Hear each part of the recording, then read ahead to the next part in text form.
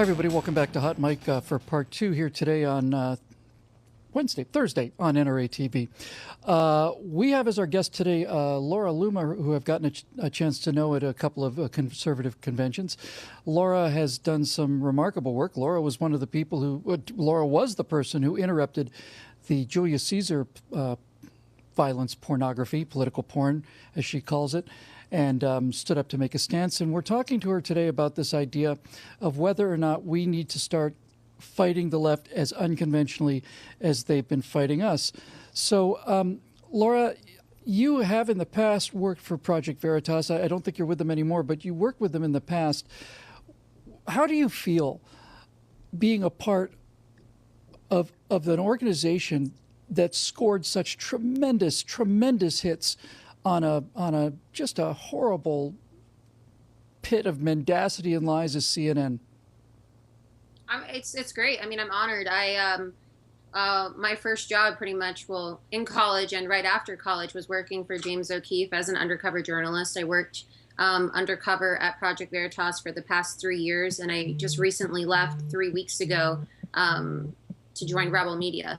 So it's great. You know, I was at Project Veritas during the time that they were conducting this investigation, and it's been great over the past few years talking with James and planning ways to take down the liberal mainstream media and just watching it actually happen, right? I mean, we saw even President Donald Trump was so blown away with the investigation that he mentioned it.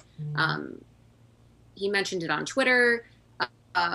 They mentioned it during the White House press briefing. He embedded the videos on his Instagram. And it's an international news story. And he proved what everybody knew was happening, but there was no proof, right? So he's a hero. There's proof now. This may be an odd question to ask you, but, was that fun? Was that fun to do, sitting around with O'Keefe and the rest of the people at Veritas, trying to figure out a way to get in here, trying to figure out a way to get what they wanted to get, and knowing full well, this is certainly my opinion, but I'll stand by it, that you're actually on the forces of honesty and truth in journalism and honor and a love of America? Did you guys have a good time occasionally? Because I know you take it very seriously. I'm not trying to say for a second that it was a lark, but was it ever fun? Yeah. No, it was definitely fun, but by all means, it's definitely not a glamorous job at all, right? So you make a lot of sacrifices. You work very long hours. There were weeks when I worked 80-hour weeks, sometimes even more. And, it takes a lot of dedication. You have to make a lot of sacrifices with your family, with your social life. And it takes a really disciplined individual to work for a company like Project Veritas. But of course it's fun. And the most fulfilling part of it is actually watching policies change and watching people get held accountable. And when the investigation is finally complete, it's great. I mean, I remember being undercover in the Hillary Clinton campaign during the presidential elections. And, it was great whenever we caught them committing acts of fraud and corruption and just being able to expose them and show people, the light, right, to report the truth. So it's something that I'm very thankful I've had the opportunity to do. And it's definitely shaped me as a journalist. Well, certainly it's important, but in many cases, if not most cases, it's also illegal. Do you personally worry about either criminal charges or civil suits against you? For what in particular? Just for undercover work, recording people without their permission, that kind of thing. I don't really worry because everything that we do is legal, right? So we had a lot of lawyers when I was working at Project Veritas, and everything received a legal approval first by our lawyers. And we are always respectful of recording laws, and whether it's one-party consent or two-party consent. And, we make sure that everything that we do is completely legal, regardless of what the liberal mainstream media says. So, I don't really worry. I faced consequences in college. I was actually kicked out of my own university for doing a story with O'Keefe, and had a criminal complaint filed against me, which was later dropped because it was, completely irrelevant and there wasn't really cause behind the complaint. But it is a risk working there, but they do have a solid legal team that takes care of everything. Well, that's just amazing. It's an amazing story, both of the stories, the Julius Caesar disruption and the work you did for Project Veritas and the work you're doing now at Rebel Media. Thank you so much for being with us today, Laura. I look forward to seeing you again soon out there around one of those campfires. Yeah, thanks so much for having me. My pleasure.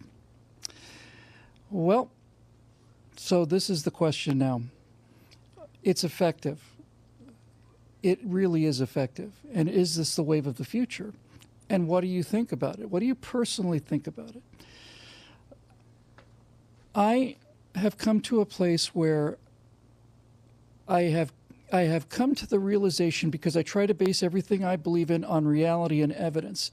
And I'm the kind of guy that likes to fight fair. I'm the kind of guy that likes to have a military that, accepts the surrender of prisoners of war. And we saw that by the hundreds of thousands in the first Gulf War. There's simply good soldiers taking prisoners of war according to Geneva Convention and all the rest. Then we started running into Al-Qaeda and ISIS. And Al-Qaeda and ISIS start fighting, but they're not fighting in uniform.